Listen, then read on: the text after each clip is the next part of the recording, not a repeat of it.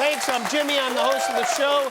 Thank you for joining us after the first and only vice presidential debate between Senator Kamala Harris and Magic Mike Pence. This debate is important because one of these people could be our president someday. For Mike Pence, the day could be tomorrow. Safety was a concern leading up to tonight's debate, seeing as how the White House is now the new Wuhan. Initially, there was resistance to being extra cautious, but ultimately, the president didn't want to put his vice poodle at additional risk. Susan, thank you. And I want to thank the commission and the University of Utah for hosting this event. And Senator Harris, it's a privilege to be on the stage. Yeah, now if they could just get him to stop humping Trump's leg, they'll be set. The truth is, a lampshade cone would have made more sense than what Team Pence was fighting for, which was nothing. They wanted no extra protection. They initially said no to a divider made of plexiglass between them. Kamala wanted it. Pence's team did not. Mike Pence believes that if you're going to separate a man and a woman, it should be from their children at the border of the United States. This is my own staff booing me.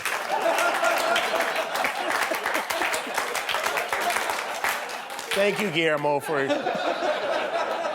just clapping at whatever I say. You're the boss. An aide for Mike Pence said the vice president is looking forward to having a conversation about the market shift left that Joe Biden wants to take this country. So we are not going to let a barrier prevent the vice president from making the case for 4 more years of Donald Trump. Then someone told them the plexiglass is see-through, and they went, oh, OK, we'll do it.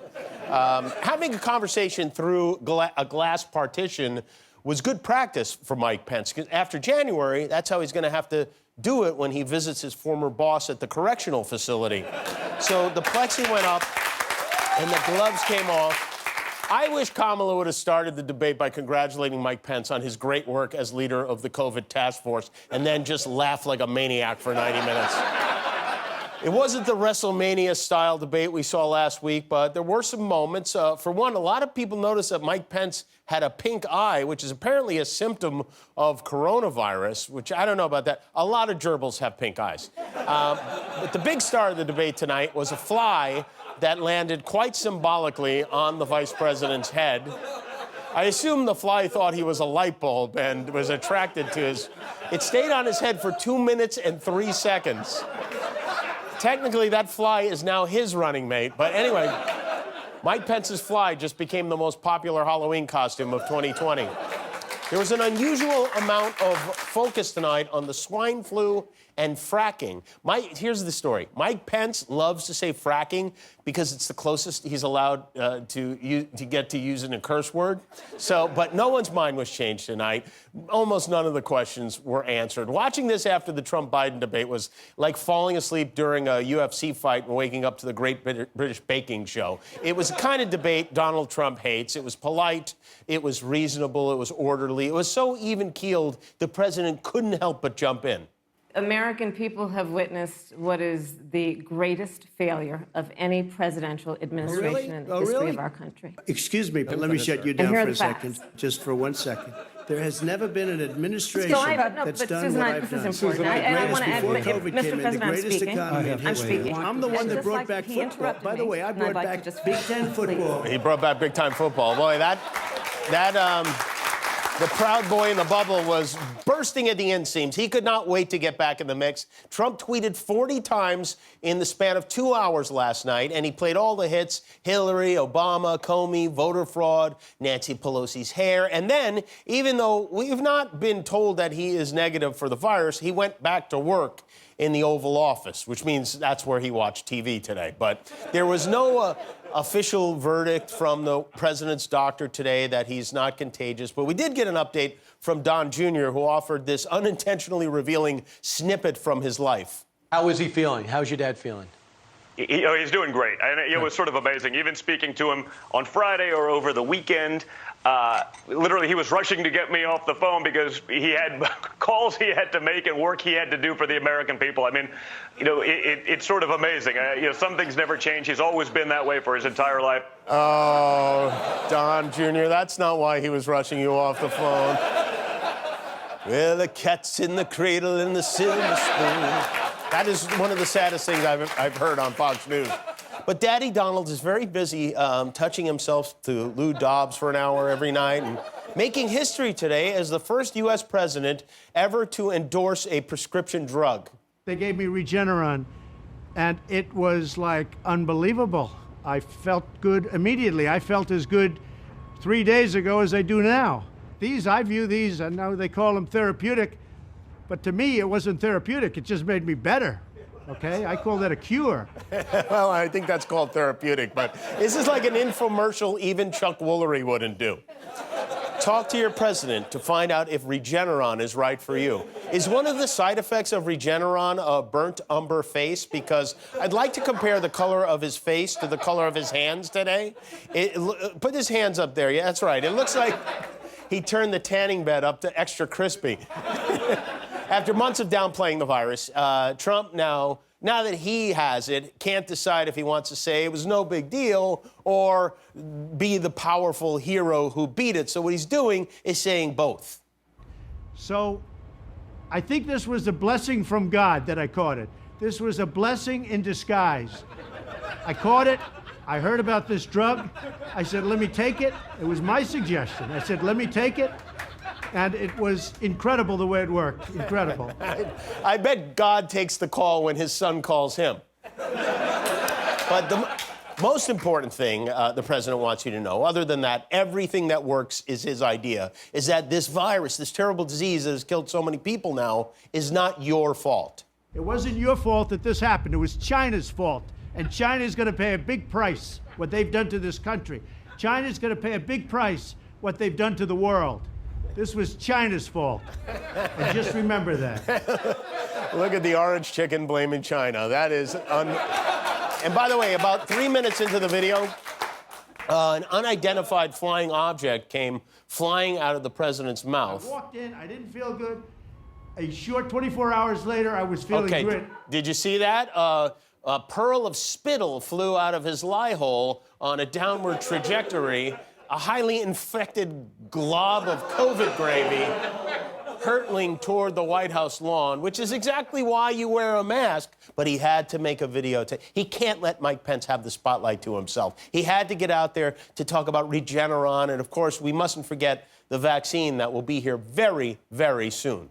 The vaccines that we will come up with, very soon we're going to come up. We're very close to a vaccine. I think we're going to have a vaccine much sooner rather than later. I think it will be. I think that will be done. I'd like to have the cure and/or the vaccine, and that'll happen, I think, very soon. We're going to have a vaccine soon. We're going to have a vaccine very soon. Once we have the vaccine, but I think we're going to have it very soon. And I think we're going to have a vaccine very soon, too. A vaccine, I think, is going to be announced very soon. Very, very soon. It's going to be announced, I believe, very, very soon. We're determined to have a vaccine very quickly. With it, we're going to have something very soon. We'll have a vaccine very soon. We'll develop a vaccine. We're going to have it very soon. We're going to have the vaccine soon. I think we're going to have a vaccine very soon. Vaccine is looking very good for pretty soon. This is a vaccine that we're going to have very soon. Very, very soon. I think the vaccine's going to come very soon.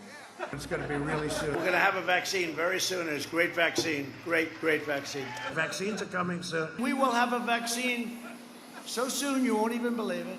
We're going to have it very, very soon. It's going to be very, very soon. The vaccines are coming momentarily. Okay, all right. But for now, sit back, relax, and enjoy your nightmare. But back to the debate. Tonight we watched a very tough former prosecutor debate a former AM radio host, a man who is the human equivalent of an unseasoned potato salad. Kamala Harris is half Jamaican, half Indian. Mike Pence is just half. But in fairness to Mike, he had the misfortune of trying to defend Donald Trump, who, among the many insane things he claims he's done more for the black community than any president, with the possible exception of Lincoln.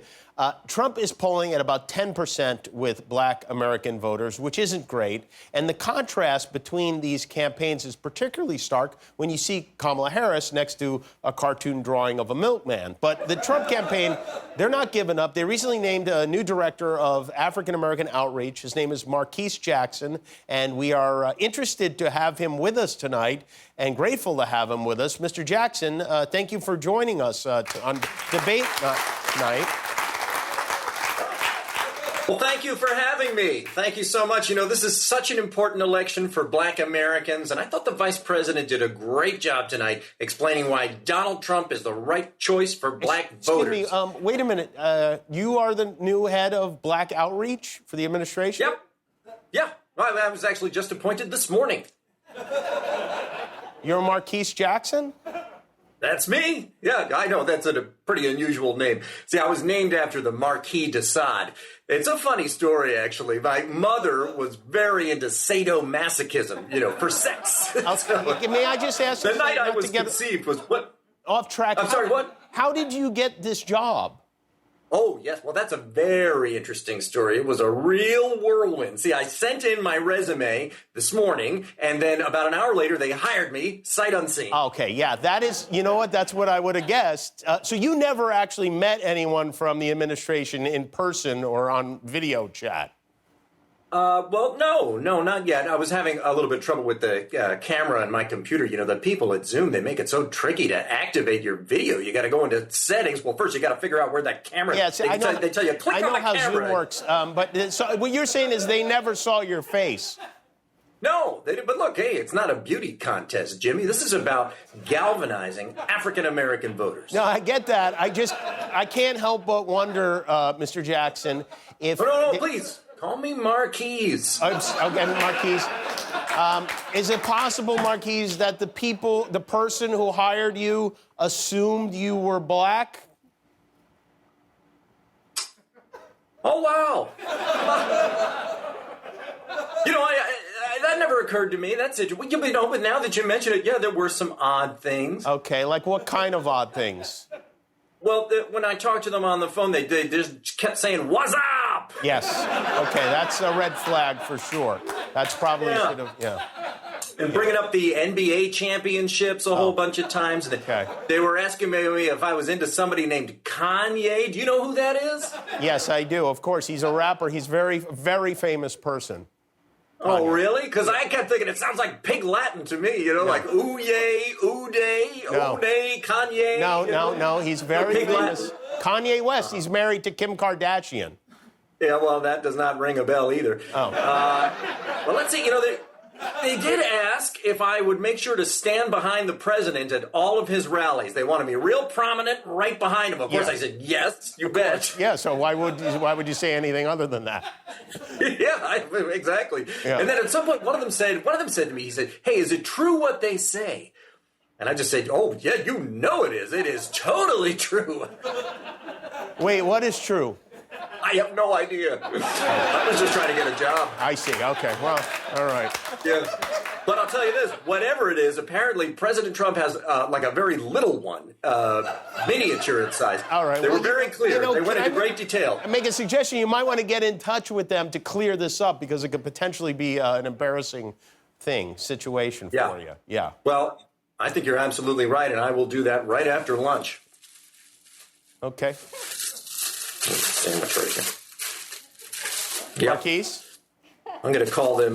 You know what? As a matter of fact, I have a couple of phone numbers for a couple of guys on the campaign. Yeah, okay. I'm just I guess in touch with them as soon as I have some lunch. Probably wraps it up. So thank you, Marquis. I appreciate your being part of this. No, it's my pleasure. All right. That was Mark. Almond butter and jelly. Oh, yes. That's almond butter and jelly? Even better than peanuts. Sure. That's Marquis Jackson, our the director of.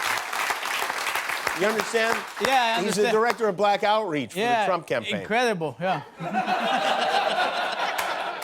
If you like that video, click subscribe and we'll be together until one of us dies.